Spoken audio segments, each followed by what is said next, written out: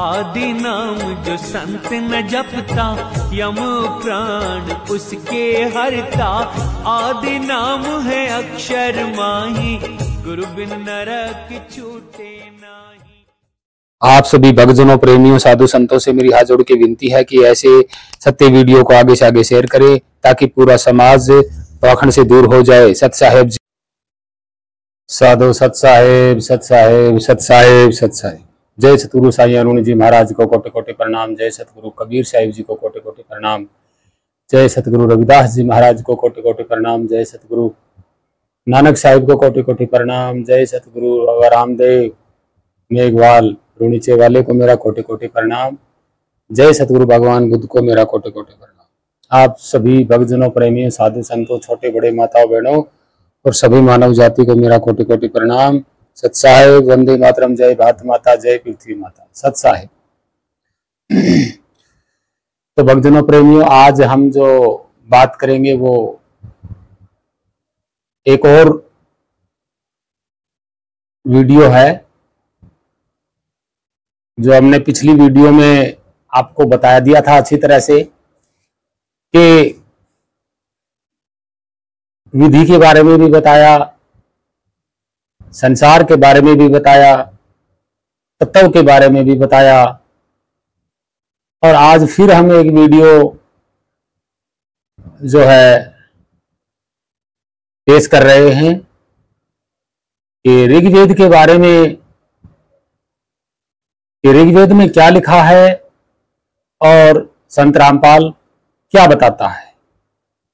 जो ऋग्वेद का अर्थ है वो सबसे पहले जो संस्कृत वाले ऋग्वेद को जो अनुवादित किया था, उस अनुवाद में क्या है और संत रामपाल क्या बताता है उस अनुवाद को। उस अनुवाद को गलत बता रहा है, हालांकि जो अनुवाद शुरू से है वो गलत नहीं है। यहां संत रामपाल हेराफेरी करके उस पहले वाले अनुवाद को गलत साबित कर रहा है, हालांकि संत रामपाल खुद गलत बता रहा है भक्तों को। और एक किताब है श्री मानव धर्म संग्रहालय, कुछ ऐसी पुस्तक है, श्रीधर पुस्तकालय, श्री बंशीधर पुस्तकालय से प्रकाशित, जो अष्टांगी योग मार्ग से ली गई है वो। और अष्टांगी योग मार्ग में आपको पता ही है 5 मुद्राएं हैं। बैखरी है जो जाप करने वाली है, फिर मन में जाप करने वाली है, फिर बैखरी है, फिर अन्य 5 मुद्राएं हैं ये। हालांकि हमने तो कभी की नहीं, और ये अष्टांगी योग की है। तो इन्हीं का एक भक्त जो है वही पुस्तकें खोल खोल के दिखाता है कि ये देखो गणेश जी का मंत्र है, फिर शिव पार्वती का मंत्र है, 7 कमलों के बारे में बता रहा है। और हम बताएंगे कि ये कमल कहां से उत्पन्न हुए, सबसे पहले किसने इन कमलों की रचना की, और क्या वाकई में शरीर में कमल हैं, क्या किसी की कुंडली जागृत होती है, क्या इन चक्रों के कोई मंत्र भी हैं। हम ध्वनि के हिसाब से बताएंगे। तो और इन चक्रों का ध्वनि मुख है, तो ध्वनि मुख से, मुख ध्वनि से, जैसे हम मुख से ध्वनि बोलते हैं, तो इन ध्वनियों से क्या असर होता है ये हम आप बताएं। सबसे पहले आप ये वीडियो देखिएगा, थोड़ा ध्यान से देखिएगा, क्योंकि इसमें मैंने बताया था ना श्री बंशीधर पुस्तकालय संत रामपाल वेद के बारे में क्या कह रहा है, और गणेश के मंत्र के बारे में क्या कह रहा है। बाकी हम आगे बताएंगे आपको, तो आप ध्यान से देखना इसको, फिर आगे हम व्याख्या करेंगे। फिर हम आज संसार क्या है, अध्यात्म क्या है, ये भी एक पूरा बताएंगे। सोम माने परमात्मा, परमात्मन, सोम स्वभाव परमात्मन। सोम माने परमात्मा, अमर पुरुष होता है। अब देखो, और यहां इन्होंने हड़ंगा कर दिया। अब ऋग्वेद मंडल नंबर 9 सूक्त 1 मंत्र हम 9 में आ रहे हैं।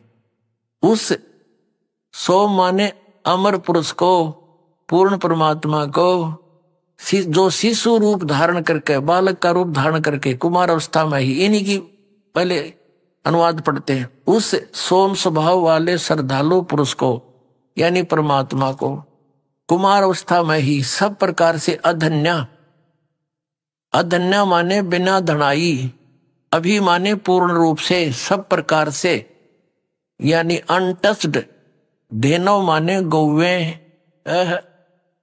तृप्त करती है। देखो कति क्लियर कर दिया कि इसका वास्तविक अर्थ यह है कि शिशु रूप में प्रकट उस अमर परमात्मा को जब वो शिशु रूप में होता है तो सब प्रकार से, यानी कुंवारी गायों द्वारा उनकी परवरिश की लीला होती है, वो उनको तृप्त करती है। तो पुण्यात्मा, ये लीला करी किसने? आज तक इतिहास दिखाया जो किसी भगवान का, किसी मजहब के भगवान का, इस कबीर साहब ने छोड़ के। तो who is God? Kabir is God.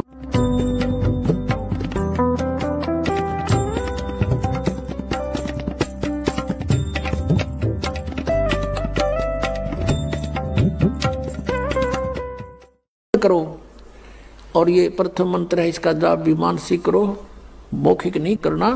तो मौखिक तो जैसे अलग बैठे हो अकेले कर लो, नहीं मानसिक करो इसको। तो इस तरह इसमें कुछ भी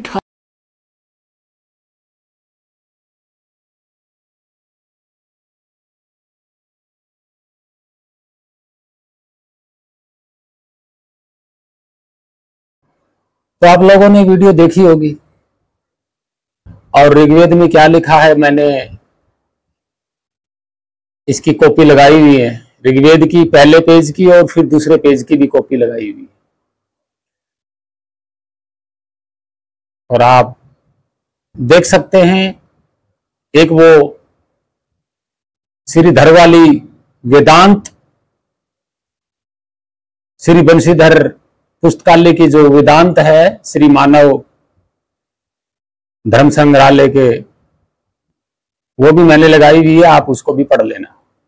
तो ये चारों मैंने लगा दी हैं। एक अलग से है सतगुरु कबीर साहिब की, जो कबीर सागर से है। चलिए सबसे पहले हम ऋग्वेद को उठाते हैं। हालांकि मैंने ऋग्वेद की लगा दी है, आप देख रहे हो, फिर भी मैं दिखा देता हूं ऋग्वेद में पहले प्रकरण में क्या लिखा है। इन्होंने क्या बताया कि सोम नाम परमात्मा का है। क्या बताया इन्होंने? सोम नाम परमात्मा का ही है, ऐसा नहीं है। सोम नाम परमात्मा का नहीं है, और ना ही ऋग्वेद ने लिखा, ऋग्वेद ने भी नहीं रखा सोम नाम परमात्मा का। ये झूठा पढ़ा रहे हैं। ऋग्वेद में असलियत जो सोम की कथा है वो आप पढ़ रहे हैं, बाकी मैं इसको भी पढ़ के बता देता हूं। यह है प्रथम ऋग्वेद, जहां से शुरू होता है। अध्याय पहला, सूक्त 1। श्रीमत, इसमें है ऋषि मधुछंदा, वैश्वामित्रम, देवता अग्निहम, छंद गायत्री। इसमें क्या लिखा है? पहले प्रकाशित यज्ञ करने वाला, पहले प्रकाशित यज्ञ करने वाला देवदूत सत्य मुक्त अग्निदेव का पूजन करता है। क्या लिखा है? कि सत्य मुक्त अग्निदेव का पूजन करता हूं। पूरे समय में मैं जिनकी ऋषियों ने आराधना की थी तथा वर्तमान में भी ऋषिगण जिनकी वंदना करते हैं, उन अग्निदेवगण को यज्ञ में निमंत्रित करता हूं। अग्निदेव धनों को दिलाने वाला, यानी कि अग्निदेव धन को दिलाने वाला, पोषक तथा जीवतर वीरत्व प्रदान करने वाला। हे अग्नि, तुम जिस यज्ञ में विराजमान सर्वथा रहते हो उसमें बाधा असंभव है। वह यज्ञ स्वर्ग में स्थित देवताओं को संतुष्ट करता है। हे अग्निदेव, तुम अविवाहक विद्या कर्म के प्रेरक अमर होकर यशवी देवगणों सहित यज्ञ को प्राप्त होते हो। हे अग्निदेव, तुम अविवेकता दाता कल्याण करने वाले हो। अवश्य ही वह कर्म तुम्हें ग्रहण होता है। हे अग्नि, हम 24 घंटे बुद्धि और मन से नमस्कार पूर्वक तुम्हारी निकटता ग्रहण करते हैं। हे अग्नि, ये तुम यज्ञ को उज्जवल करने वाले, सत्य की रक्षा करने वाले, समय प्रकाशवान तथा सहज बुद्धि को प्राप्त होते हो। हे अग्नि, जिस प्रकार पुत्र के निकट पिता समय पहुंच जाता है, वैसे ही तुम हमको सुगमता से प्राप्त हो। इसलिए तुम हमारे लिए कल्याणकारी बनो। इसमें अग्नि का महत्व क्यों दिया गया ऋग्वेद में? देखिए, सबसे पहले यज्ञ करते हैं तो अग्नि जलाते हैं, और अग्नि को ही कहा गया है कि तू प्रथम देवता है इस पृथ्वी का। तो यज्ञ शुरू करने से पहले अग्नि जलाई जाती है, तो ये अग्नि को नमस्कार करते हैं, उसमें आहुति डालते हैं। कर्मकांड की बात बता रहा हूं मैं, शास्त्र विधि या वेद विधि। हालांकि अग्नि एक तत्व है जो प्रकृति की देन है, ये कोई शरीरधारी ऐसा देवता नहीं होता है। अग्नि को जैसे पूजते हैं, जल को पूजते हैं, इसी तरह अग्नि को प्रणाम किया जाता है, जलदेव को प्रणाम किया जाता है, क्योंकि ये तत्व है, ये हमारे मुख्य जीवन के स्रोत हैं। हालांकि जो यज्ञ में जो इसका आह्वान करते हैं, ये तो एक पाखंड है। अग्नि के लिए यज्ञ नहीं किया जाता। हाँ भाई, 5 तत्व हैं इस पृथ्वी पर, अग्नि, जल, हवा, मिट्टी, आकाश तत्व हमारे लिए तो क्या है, हमारे जीवन के लिए हैं, और इनको हम ढंग से अच्छे तरीके से उपयोग करना चाहिए, इनका गलत उपयोग नहीं करना चाहिए, क्योंकि प्रकृति का संतुलन और समय का संतुलन बहुत जरूरी है। इसलिए ये अग्नि की आराधना ऋग्वेद में बताई गई है, क्योंकि अग्नि के बिना तो यज्ञ जलेगा नहीं। फिर आगे लिखा हुआ है अगले में, श्री मधुछंदा विश्वामित्रम देवता वायु इंद्रवायु मित्रावरुणो छंद गायत्री। इसमें क्या लिखा है? संत रामपाल की पोल इसमें खोलते हैं। हे प्रिय दर्शन वारियो, यहां पर पधारो, तुम्हारे लिए यह प्रसिद्ध सोमरस रखा है। प्रसिद्ध क्या लिखा है इसमें? हे प्रिय दर्शन वारियो, यहां पर पधारो, तुम्हारे लिए यह प्रसिद्ध सोमरस रखा है। ये सोमरस क्या है?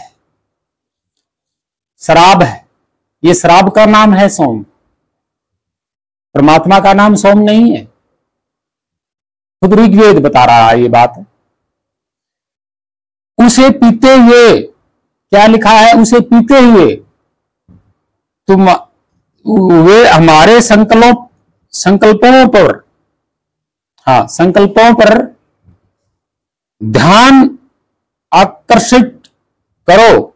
हे वारियो, ये सोम निष्पन्न करने वाले, ये सोम निष्पन्न करने वाले और उसके गुणों को जानने वाले वंदनाकारी तेरा गुणगान करते हुए पूजन करते हैं। ये किसको कह रहे हैं? इंद्र को कह रहे हैं, क्योंकि इंद्रदेव बताते हैं ना, स्वर्ग लोक में इंद्रदेव शराब है, शराब पीता है, सोमरस का चख करता है और स्त्रियों का नाच गान देखता है, करवाता है, यही है वो सोम। परमात्मा का नाम सोम नहीं है। उसके गुणों को जानने वाले वंदनाकारी तेरा गुणगान करते हुए पूजन करते हैं। तो यहां किसकी बलि बोल रहा है? सोम। सोम यानी कि सोम रस, यानी कि नशीला पदार्थ, यानी कि दारू, शराब किसको ज्यादा अच्छी लगती है देवताओं में? आपको पता है? इंद्रदेव को ज्यादा अच्छी लगती है शराब, यानी कि सोमरस, नशा। तुम्हारे हृदय को छूने वाली वाणी सोम की इच्छा से दाता को शीघ्र प्राप्त होती है कि अगर तुम सोमरस यानी कि शराब पी करके अगर तुम पुकारोगे तो तुम्हारी वाणी दाता तक पहुंच जाएगी। कौन दाता?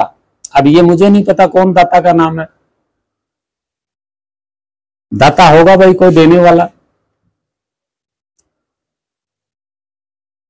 हे इंद्र तथा वायु, बता दिया ना, हे इंद्र तथा वायु। तो यहां सोम इस प्रस्तुत है, यहां तुम्हारे लिए ही है।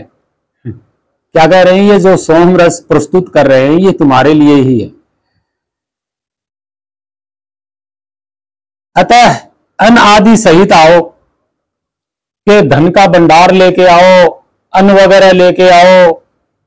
ये तो यहां फ्री फंड का यज्ञ कर रहे हैं, कमाने धमाने की तो नीयत है नहीं। यज्ञ करके कभी धन मांग रहे, कभी अन्न मांग रहे, कभी पैसा मांग रहे, कभी सुख सुविधा मांग रहे। काम करने की तो नीयत है नहीं इन पाखंडियों को जो कर्मकांड कर रहे हैं।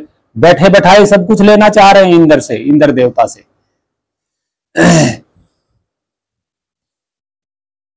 क्या लिखा है? अतः अन्न आदि सहित लेके आओ।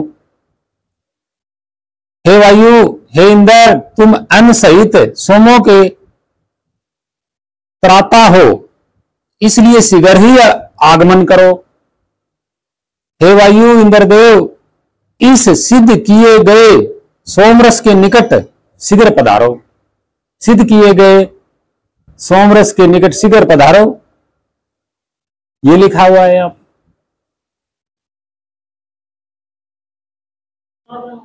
तुम दोनों ही योग्य पदार्थों को ग्रहण करते हो। पवित्र शक्ति वाले मित्र और शत्रु नाशक वरुण का मैं आह्वान करता हूं। यहां तो शत्रुता बता रही है, शत्रु को नाश करने वाले। हे ज्ञान और कर्म को प्रेरित करने वाले हैं, हे मित्र वरुण, सत्य से वृद्धि को प्राप्त होने वाले, सत्य स्वरूप तथा सत्य से महानता को प्राप्त यज्ञ को संपन्न करने वाले हैं। ये सखा वरुण शक्तिशाली सब जगह विद्यमान है और जल द्वारा कार्यों को प्रेरित करते हैं, समस्त कर्मों और अधिकारों को वश में करने वाले हैं। ये था ऋग्वेद का। अब इन्होंने सत्य पुरुष किसको बताया है? देखा नहीं इन्होंने, नहीं। सत्य पुरुष यहां इंद्र को ही बोल रहे हैं। यहां इंद्र को ही इन्होंने दाता, परमात्मा या सत्य पुरुष, ये इंद्र देवता को ही कहते हैं। यहां अन्य जिस परमात्मा के बारे में ये जो लोग या संत महात्मा कहते हैं, ये उस परमात्मा की जो है व्याख्या नहीं है। ये सत्य है, ये आप पढ़ के देख लेना, इसमें कोई झूठ नहीं है। और इन्होंने पाखंडियों ने सोम को ही परमात्मा का नाम बता दिया, हालांकि ऐसा नहीं है। ये पाखंड फैला रहे हैं मानव जाति के सामने। दूसरा प्रकरण है जो हमने बताया था, श्रीधर वाला, श्री बंशीधर वाला। इसमें क्या है? अष्टांगी योग जो है स्टार्ट हुआ था। हालांकि अष्टांगी योग वालों ने कभी परमात्मा को प्राप्त नहीं किया, उन्होंने भी ये मन गढ़ंत चलाया है। ऐसा कुछ भी नहीं है, ये आपका भ्रम है। देखिए, हमारे शरीर से किसी भी अक्षर की ध्वनि जब निकलती है तो वो सबसे पहले माइंड पे असर डालती है, यानी कि हमारी बुद्धि हमारे शून्य आसमान में असर डालती है, गूंज पैदा करती है। हालांकि नीचे के लिए आप कोई भी अक्षर उठाओ, जैसे हमने उठाया क, ख, ग, घ, अड़, च, छ, तो यहां अगर आप बोलते हो तो नाभि पे असर होता है इन ध्वनियों का। नाभि के अलावा कोई असर कहीं नहीं होता है। आप अंग्रेजी के अक्षर पढ़ लीजिएगा, आप सोच रहे होंगे कि हिंदी के और जो हिंदी के अक्षर जो संस्कृत में बने हैं, आप देख रहे हो कि जो हिंदी के अक्षर कोई भी होता है या संस्कृत का कोई भी अक्षर होता है, तो आप लोगों ने सोच लिया कि हिंदी और संस्कृत में ही जो है मंत्र होते हैं और परमात्मा मिलता है। ऐसा नहीं है, ये भ्रमित कर दिया लोगों ने। आप अंग्रेजी के अक्षर उठाओगे तो आप अंग्रेजी के अक्षरों से भी मंत्र बना सकते हो, उर्दू के अक्षरों से भी बना सकते हो मंत्र। द्रविड़ है, पंजाबी है, किसी भी भाषा से बना सकते हो मंत्र। अगर परमात्मा को मिलना होगा तो अन्य भाषाओं के मंत्रों में क्या परमात्मा मिलेगा? नहीं मिलेगा। अगर हिंदी के अक्षरों से और संस्कृत के अक्षरों से मिलता है तो भाई अन्य भाषाओं में भी तो मिल सकता है। लेकिन भाई हिंदी के अक्षरों से ना ही तो परमात्मा मिलता है, ना कोई और मिलता है। और संस्कृत की बात जो है वो संस्कृत परमात्मा की भाषा नहीं है। ये इन्होंने पाखंड फैला दिया कि संस्कृत जो है परमात्मा की वाणी है, परमात्मा की वाणी से वेद लिखे गए। ऐसा नहीं है। जो इनका ब्रह्म देवता जो है, इंद्र देवता जो है, ये यहाँ के देवता है ही नहीं दोनों भारत के। इंद्र जो है वो नाम जो है इंद्र, आधा न रे फिर आधा रे लगा दिया, ये नहीं है। ब्रह्म, ब्रह्म शब्द मैंने आपको पहले बता दिया कि ब्रह्म ग्रीक ईरान साइड का शब्द है। और यहां जो ऋग्वेद है, जो इसका इतिहास कुछ और है। भारत में ये भारत पे कब्जा किया, भारत के मूल निवासियों को के साथ लड़ाइयां लड़ी, ये ऋग्वेद उन पे आधारित है। आधारित कर दिया उसके ऊपर ऋग्वेद, चारों वेद उस पे आधारित कर दिए।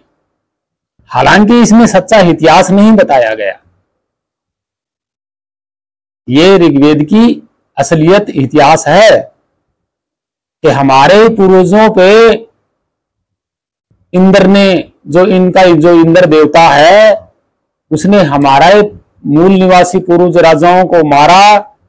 ये नशा करते थे और जब इंद्र ने जीत हासिल कर ली हमारे राजाओं पे, तब उसकी प्रस्तुति लिखी हुई है। ये इतिहास है ऋग्वेद, और ज्यादा पुराना नहीं है। ये यही कोई 6ठी-7वीं शताब्दी का है। ये उससे पहले तो हमारा भारत किसी के गुलामी नहीं था बाहर के राजाओं से। ये तो 9वीं शताब्दी के बाद ही गुलाम हुआ है बाहर के पाखंडवाद से। फिर 10वीं 11वीं शताब्दी में, 11वीं 12वीं शताब्दी में खिलजी आ गया। ये तो बाद में होता गया है। तो ये क्या है? गुमनाम इतिहास है ऋग्वेद। किसका? हमारे भारत का।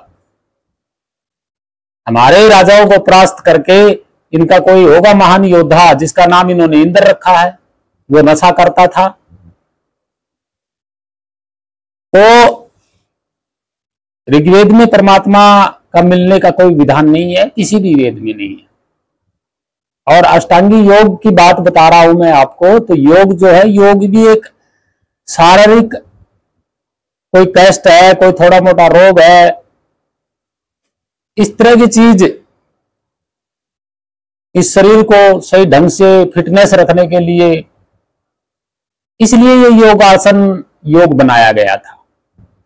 अब योग आया कहां से? तो योग आया महायान शाखा से।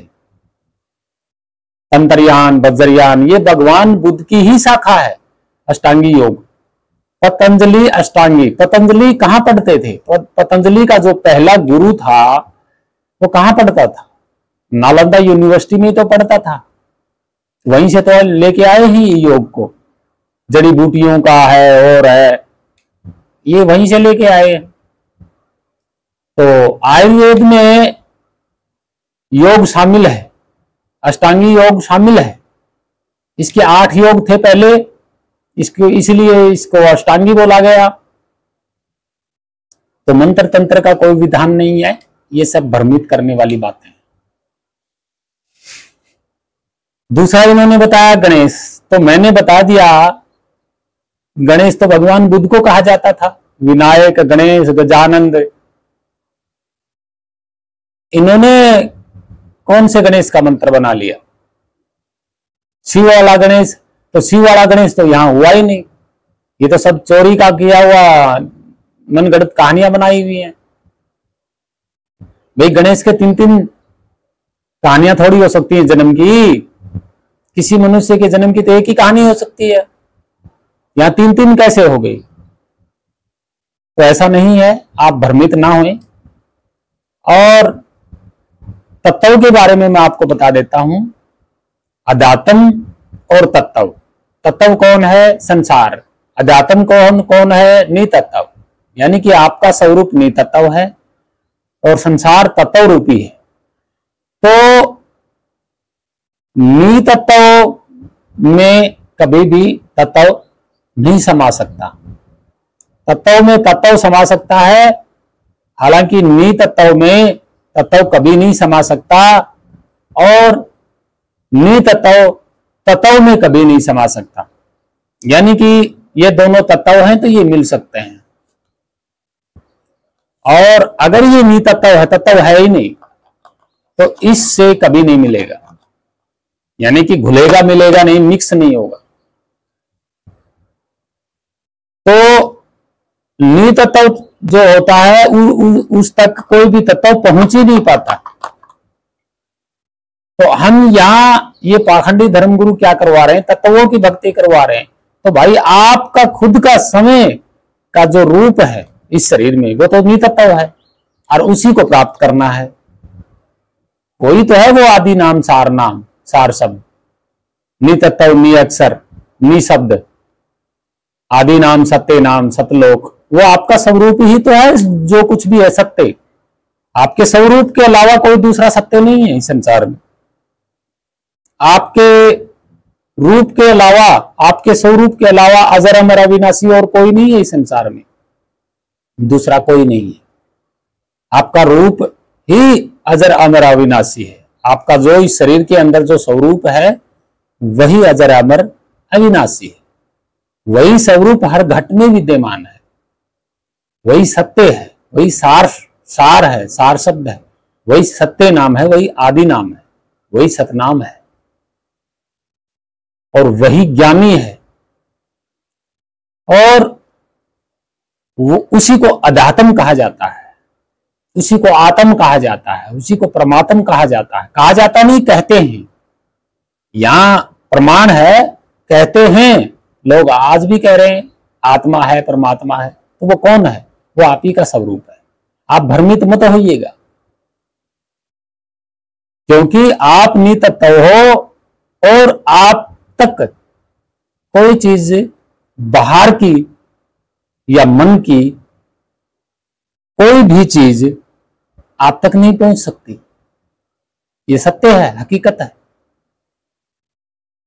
आप तक पहुंच ही नहीं सकते। ये शरीर भी आपके साथ अटैच थोड़ी है, पहुंचा हुआ थोड़ी है। आप तो अधरवासी हो।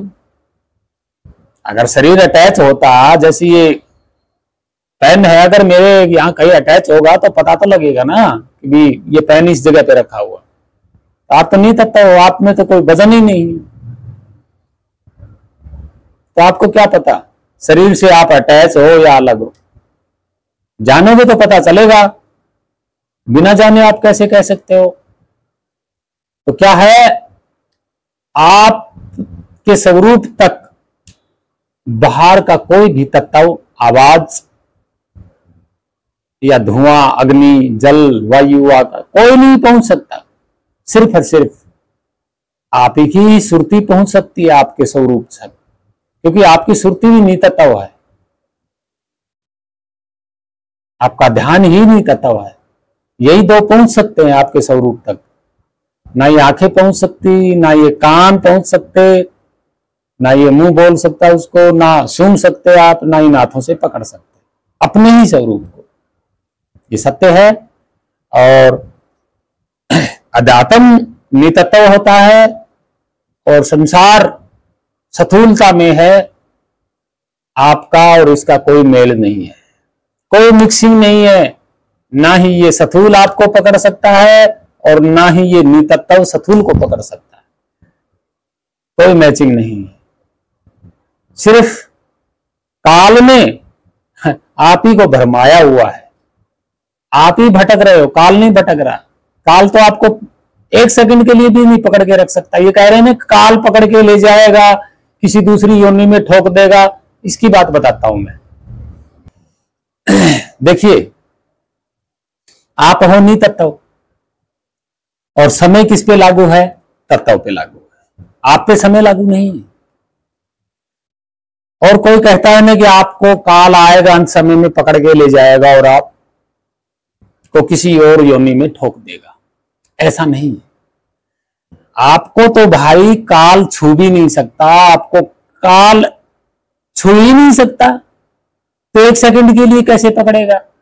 भाई ये पेन है, ये मान लीजिए नितत्व है, जीव है, इसको काल छुएगा तो पकड़ेगा ना। जब इसको छू ही नहीं सकता तो आपको कैसे पकड़ के लेके जाएगा? नहीं, ऐसा नहीं। काल क्या करता है, इस शरीर की लिमिट होती है। काल के हाथ में इस शरीर की लिमिट है। ये काल शरीर छुड़वा देता है, आपको नहीं हाथ लगा सकता।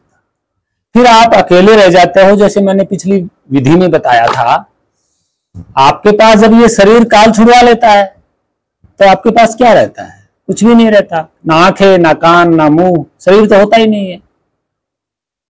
तो आप अकेले रह जाते हो। आपके पास कोई ऐसा कुछ नहीं है जो आप किसी को यही एक जगह पे आप ढूंढ पाओ। नहीं, क्योंकि आपके पास कोई जरिया ही नहीं है। जरिया होता है शरीर कुछ करने के लिए। ये शरीर काल छुड़वा लेता है। और ये पता नहीं काल का, इस समय का, कब ये शरीर छुड़वा ले। आपको थोड़ी ना कुछ कहेगा, या आपको तो कोई पकड़ ही नहीं सकता। आप तो अजर अमर अविनाशी हो। खुद काल और प्रकृति ही आपसे पैदा हुए हैं। आप ही से तो उत्पन्न हुए हैं, काल और समय, काल और दुर्गा। काल की ये सारी रचना है, शरीर बनाना। और ये तरह तरह के शरीर और तरह तरह के खेल इसने रचा के छोड़ दिए। अब ये जीव इन खेलों में भ्रमता रहता है। खुद इस जीव की गलती है, काल की कोई गलती नहीं है। काल का काम है तरह तरह की रचना करना। अब आप इसमें खुद भ्रमित हो गए तो इसमें काल का क्या कसूर है? काल ने आपको थोड़ी ना पकड़ के रखा हुआ है, बिल्कुल नहीं पकड़ के रखा हुआ। काल ने तो अपनी माया में आपको उलझाया हुआ है, ये सत्य है। और आप उलझे हुए हो। काल ने आपको थोड़ी ना पकड़ के रखा हुआ है भाई। मान लीजिए ये पेन है, बाहर की चीज बनी है, हमने बना ली, तो ये क्या है? माया ही तो है, हमने ही तो बनाई है। इसी पे समय उत्पन्न हो गया। तो समय को उत्पन्न किसने किया? हमने ही तो किया। हम कौन है? अजर अमर अविनाशी के स्वरूप। तो इसमें समय लागू हो गया। अब हमने ही इस पे मोह लगा लिया, यानी कि इसमें, इसके मोह में हम पागल हो गए। पेन को छोड़ना नहीं चाहते, प्रेम कर लिया पेन से। तो ये तो रचना हुई है ना, और प्रेम हम कर रहे हैं इससे, तो गलती हमारी है। समय की क्या गलती है? समय की कोई गलती नहीं है। समय तो अपना काम कर रहा है, चल रहा है। तरह तरह की रचनाएं कर रहा है, तरह तरह के चमत्कार कर रहा है, तरह तरह के तमाशे कर रहा है। हम उलझे हुए हैं। कैसे उलझे हुए हैं? देखिए मैं बता देता हूं। मान लीजिए कोई प्राकृतिक घटना घट जाती है, समुद्र से कोई पत्थर उड़, भाई पानी जब झाल उठती है समुद्र में तो समुद्र की किसी झाल ने एक मछली को उठा लिया, ठीक है। अब वो इतनी ऊंची चली गई वो झाल कि मछली जो है अपने वेग यानी कि वायु के वेग से ऊपर चली गई। अब मछली वायु के वेग से ऊपर अगर चली गई तो वो जल्दी से नीचे नहीं गिरेगी, वो बादलों के साथ ही गमन करेगी आकाश में। जहां बादल जहां जाएंगे वहीं चली जाएगी वो, क्योंकि वायु का वेग कुछ लिमिट तक होता है, उससे ऊपर वायु का वेग इतना नहीं होता है। जैसे सांस लेने में दिक्कत होती है ना, इसी तरह तो वहां वायु नहीं होती है। अगर मछली उसमें चली गई बादलों के साथ या झाल के, समुद्र के झाल के साथ, बादलों के साथ, अगर मछली कहीं जाकर के राजस्थान के रेतीले मैदान में अगर बारिश में नीचे गिर जाती है तो लोग उसको चमत्कार मान लेंगे। अगर कोई बड़ी मछली होगी तो कहेंगे कि ये मत्स्य अवतार पैदा हो गया, यानी कि भगवान विष्णु का मत्स्य अवतार पैदा हो गया। अब देखिए यहां कला किसकी है? समय की, प्रकृति की। अब प्रकृति के अनुसार ही वो मछली आगे गिर गई और आपने भगवान विष्णु का मत्स्य अवतार मान लिया। तो ये क्या था? माया का ये खेल था। माया का और समय का ये एक चमत्कार था और आप वहां भगवान विष्णु बना के पूजने शुरू कर दिए तो उलझ गए ना आप, उलझ गए आप। तो क्या है कि ठीक माया और समय, इसी तरह इस संसार में, इस धरती पर तरह तरह के प्राकृतिक चमत्कार समय के अनुसार हो जाते हैं। जैसे अमरनाथ में शिवलिंग बनना तो प्राकृतिक चमत्कार है, समय के अनुसार बनता है और समय के अनुसार वो बिगड़ जाता है, पिघल जाता है। तो वहां कौन उलझा हुआ है? ये जीव उलझा हुआ है वहां पे। तो वहां बताइए क्या वहां वो जो शिवलिंग बनता है क्या उसका कसूर है? क्या वहां समय के अनुसार वो शिवलिंग मिट जाता हो फिर बनता है तो क्या समय का कसूर है? वहां जो प्रकृति है, मिट्टी है, गुफा है, पत्थर है, क्या उनका कसूर है? नहीं भाई, वो प्रकृति सिस्टम है और उसमें ये जीव उलझ गया। तो बताइए काल ने कहां पकड़ के रखा हुआ है जीव को? कैलाश पर्वत पे कहते हैं कि भगवान शिव का परिवार रहता है, वहां कोई जा नहीं सकता। अब कैलाश पर्वत पे कोई चढ़ा तो है नहीं, क्योंकि वो तो चाइना के अंडर में है, कोई चढ़ ही नहीं सकता। भाई भारत का आदमी कैसे चढ़ेगा? चाइना के अंडर में है वो। अब लोगों ने यहां अफवाह फैला दी और वहां जाके ओम नमः शिवाय शिव जी का गुणगान करते हैं। तो भाई कैलाश पर्वत क्या है? प्राकृतिक निर्मित है। तो प्राकृतिक निर्मित है, उसकी सुंदरता है और है, तो ये तो प्रकृति का खेल है ना, समय के अनुसार बनी है वो तो। अब ये जीव खुद उसमें उलझेगा, उसके सुंदरता पे और मन में धारण कर लेगा कि यहां शिव का परिवार रहता है, तो जीव खुद उलझ रहा है ना अपने मन से। काल तो नहीं कह रहा है वहां पे, समय तो नहीं कह रहा। तो प्राकृतिक आपदाओं से, प्राकृतिक परिवर्तन से कोई चमत्कार हो सकता है। कई पत्थर में आग भी उत्पन्न हो सकती है, एक ज्योति की तरह, लौ की तरह। और जब बारिश होती है तो वो बुझती नहीं है, जलती रहती है। तो वहां क्या कोई देवता प्रकट हो गया? ऐसा नहीं है, ये प्राकृतिक चमत्कार हैं। काल समय के अनुसार होते हैं, प्राकृतिक चमत्कार हैं, इनमें जीव उलझ जाता है। हालांकि काल ने जीव को नहीं पकड़ के रखा हुआ, बिल्कुल नहीं रखा हुआ। दूसरा ये कि अगर आप अपने स्वरूप में ध्यान लगाते हो तो काल थोड़ी ना रोकता है।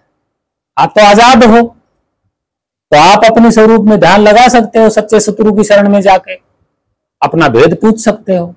तो वहां पे आपको काल थोड़ी न रोकेगा। आप सोच रहे हो काल ने मेरे को पकड़ के रखा हुआ, काल ने पकड़ के नहीं रखा हुआ भाई।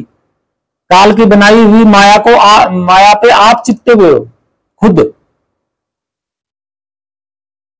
और आप में और प्रकृति समय में भी, प्रकृति समय तो एक ही है, और आप में मेल ही नहीं मिलता, मैचिंग ही नहीं हो पाता। आप समय में और प्रकृति में कभी घुल मिल ही नहीं सकते, कभी नहीं मिल सकते, और ना ही कभी भी आप प्रकृति को पकड़ के रख सकते। ये शरीर प्रकृति है, इसको आप कब तक पकड़ के रखते हो, ये भी तो सोचो। अंत समय में काल ही छुड़वा लेता है ये शरीर, आप तो नहीं छोड़ना चाहते। बाहर रुपया, पैसा, जमीन, जायदाद, कोठी, बंगला, ये क्या है? ये तो प्रकृति है जो आपने बनाए हैं यहीं की मिट्टी से, और इन मकानों पे भी समय लागू है। और अंत समय आता है तब ना ही तो आप शरीर को छोड़ना चाहते और ना ही कोठी बंगलों को छोड़ना चाहते। भाई आपके स्वरूप की और इस प्रकृति का जो स्थूल स्वरूप है, आपकी मैचिंग नहीं है, आपका मेल ही नहीं मिलता, क्योंकि आप नितत्व हो और ये तत्व है। ना ही तो तत्व आप में घुल सकते और ना ही आप तत्व में घुल सकते, ना ही तत्व आपको पकड़ सकते और ना ही आप तत्व को पकड़ सकते। ये सत्य है। तो यहां काल का हमने आपको विवरण बता दिया। काल ने आपको नहीं पकड़ के रखा हुआ। अंत समय में काल शरीर छुड़वा लेता है, क्योंकि आपने शरीर को पकड़ के रखा हुआ नहीं है। मैंने बताया था ना कि बराबर चलते हो, बराबर हो आप। आपने ना ही तो देखिए आप बराबर चलते हो इसके, ना ही तो इस शरीर ने आपको पकड़ा हुआ और ना ही आपने इस शरीर को पकड़ा हुआ। अब दोनों फासले से चल रहे हो, फासले से चल रहे हो तो ये शरीर को कभी भी गिरा देगा, समय छुड़वा लेगा, आप अकेले रह जाओ, क्योंकि आपने पकड़ा हुआ है ही नहीं। और अगर आपने पकड़ा हुआ होता ऐसे,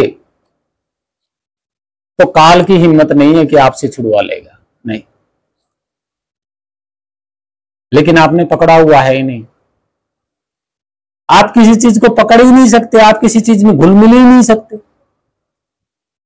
आप अपने ही स्वरूप में समा सकते हो, अपने ही स्वरूप में घुल मिल सकते हो, और कोई चीज ऐसी नहीं है जहां आप घुल सकते हो या मिल सकते हो, नहीं। आप अपने मन के अंदर ही नहीं मिल सकते। मन भी आपसे अलग है, तत्व है वो, और वही तत्व आगे उत्पन्न करता है। जैसे भाषा है, मंत्र है, और है, फलान है, धिमका है, जो भी है। तो इसलिए आपको अध्यात्म आप हो और बाहर संसार है। ये मन भी संसार में ही आता है, क्योंकि ये भी आपसे उत्पन्न हुआ है, लेकिन आप इस संसार के नहीं हो। इस संसार में आपकी मैचिंग ही नहीं है, इस संसार में आप घुल मिल ही नहीं सकते, कभी नहीं सकते। सिर्फ एक शरीर माध्यम है, वो भी आपने पकड़ा हुआ नहीं। यही तो सत्य है, यही तो अध्यात्म मार्ग है। अध्यात्म नितत्व होता है, और नितत्व तो सिर्फ नितत्व में ही समाएगा। इसके अलावा और कोई चीज है ही नहीं जिसमें ये समा जाए, नहीं। तो भक्तजनों प्रेमियों, ये थी सच्चाई अध्यात्म और संसार की। और ना ही आपको काल ने पकड़ा हुआ। काल सिर्फ शरीर छुड़वाता है, और जब आप अकेले रहते हो तो काल कोई न कोई और शरीर बना देता है आपके लिए। फिर आप उसमें चले जाते हो, आप उसकी ओर आकर्षित हो जाते हो, क्योंकि आपके पास आंखें कान देखने के लिए कुछ भी नहीं है। आप सिर्फ अपने स्वरूप को ही जान सकते हो। इसके अलावा बिना शरीर के आप किसी को नहीं देख सकते, बिना शरीर के। अब जब आपके पास शरीर नहीं है तो आपको क्या पता काल बाहर क्या कर रहा है, कौन सी चाल चल रहा है, कौन से चमत्कार रच रहा है, आपको क्या पता। जब आप जीते जी ही नहीं समझ पा रहे काल की रचना को, तो ये शरीर छोड़ने के बाद क्या समझ पाओगे काल की रचना को, कि आपके चारों ओर कौन सा जाल बुना जा रहा है। इसलिए मैं कहता हूं कि जीते जी इस काल और इस प्रकृति से पीछा अगर छुड़वाना है तो अपने स्वरूप को जानना ही होगा। आपका स्वरूप भी नितत्व है, आप भी नितत्व हो, दोनों ही नितत्व हो आप, यानी कि आप ही तो स्वरूप हो। आप श्रुति स्वरूप हो और अपने ही नितत्व में, अपने ही स्वरूप में श्रुति नहीं समाएगी तब तक आपका काल से इस स्थूल वस्तुओं से पीछा नहीं छूटेगा। अगर आप भी अब भी मनुष्य जन्म में अगर इन स्थूल चीजों के पीछे पड़े रहोगे तो कभी छूट ही नहीं पाओगे, कभी नहीं छूट पाओगे। ये सत्य है, क्योंकि मंत्र तंत्र है, ये भी तो प्राकृतिक माया है, प्राकृतिक से बने हैं भाई, इस शरीर से बने हैं, ये भी प्राकृतिक तत्व हैं। आवाज जो आप बोल रहे हो ये भी प्राकृतिक तत्व है, मन भी आपका प्राकृतिक तत्व है, क्योंकि शरीर है तो मन भी इस शरीर को हिला रहा है। जब शरीर नहीं है तो मन भी कुछ नहीं कर सकता, तो वो भी प्रकृति के साथ मिला हुआ है, मन भी आपका। तो बताइए, आप प्राकृतिक चीजों से भक्ति कर रहे हो, भाई संसार की कोई भी चीज लागू है उससे उसके अंदर आपको ध्यान नहीं देना है। अगर आप अपने सत्य स्वरूप को जानना चाहते हो, परमात्मा को जानना चाहते हो, जिसको आप परमात्मा कहते हो, अगर आप उसको जानना चाहते हो तो प्रकृति का सहारा नहीं लेना है। भाषा मंत्र ये प्राकृतिक है, इनका सहारा ले रहे हो आप, नहीं, आप कभी भी नहीं जान पाओगे। जो मर्जी आप योग करें, तपस्या करें, तप करें, कर्म कांड करें, मूर्ति पूजा करें, कुछ भी करें, मंत्र तंत्र करें या मंत्र जपें या गणेश का जपें, ब्रह्मा का भी जपें, विष्णु का जपें, किसी का भी जपें, ये सब प्राकृतिक संसारिक हैं और इनसे आपकी मुक्ति कभी नहीं होगी। ये सत्य है। और आप चाहे 7 मंत्र जपें, चाहे 1 जपें, चाहे एक अक्षर जो हमारा भाषा का एक अक्षर होता है वो भी अगर आप बोलोगे तो वो भी प्राकृतिक है। अगर उससे आप मोह जोड़ते रहोगे तो आप अपने स्वरूप को कभी नहीं पाओगे। ये सत्य है,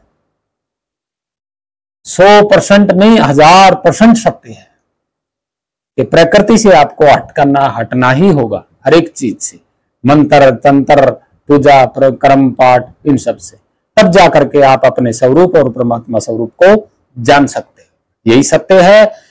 और भक्तजनों प्रेमियों, भ्रमित होने की जरूरत नहीं है। और पहले इतिहास को जानें, पहले इतिहास को पढ़ें, फिर आपको इन देवी देवताओं के इन सब ग्रंथों की पोल खुलेगी और उसके बाद फिर आपके अंदर जागृत अवस्था आएगी कि हाँ, बाकी सब पाखंड है लेकिन मेरा असली स्वरूप परमात्मा का स्वरूप क्या है, उसमें आपकी लगन लगेगी। ये सत्य है, क्योंकि आप अभी तक भ्रमित हो, इसलिए लगन कहां लगेगी। इस पे मैं एक वीडियो आगे और बनाऊंगा, कभी फिर विस्तार से समझाऊंगा। तब तक के लिए धन्यवाद। और इस वीडियो पे विचार करें और आगे से आगे शेयर करें और विचार के देखें क्या ये सत्य है या झूठ है। और कमेंट बॉक्स में जरूर लिखें, कुछ न कुछ अपना विचार जरूर लिखें और आगे से आगे शेयर करें इस वीडियो को। ये सत्य ज्ञान है, ये झूठा ज्ञान नहीं है। तो सत्साय भक्तजनों प्रेमियों साधु संतों, आप सभी को प्रणाम, मानव जाति को प्रणाम, सभी मान संतों को कोटि कोटि प्रणाम। सत्साय। वंदे मातरम। जय भारत माता, जय पृथ्वी माता। सत्साय।